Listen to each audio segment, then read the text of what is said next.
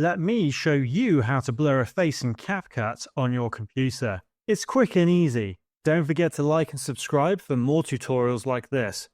First, let's open CapCut and import your video by clicking the Import button and selecting your video file.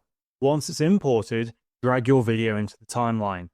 Now click on the video clip in the timeline to select it. On the left side, you'll see several editing options. Look for the Effects tab and click on it. In the Effects tab, you'll find the Video Effects section. Click on it, then scroll down or search for Mosaic under the Basic Effects. The Mosaic effect is what you'll use to blur the face. Click and drag the Mosaic effect onto the video clip in the timeline where you want to apply the blur. After it's applied, you'll see a grid pattern appear on the video. This is the blur effect. Next, you'll need to position the blur effect over the face. To do this, click on the effect in the timeline. Then, in the preview window, resize and position the blur over the face that you want to blur.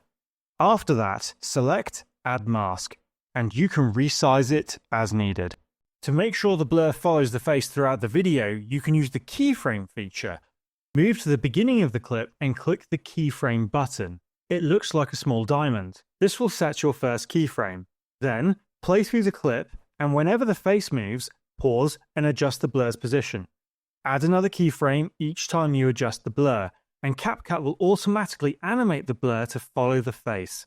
If the blur is too strong or too weak, you can adjust the intensity by selecting the effect in the timeline and changing the amount slider to make the blur more subtle or more pronounced.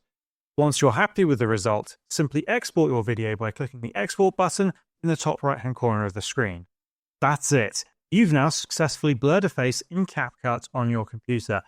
I hope this video helped.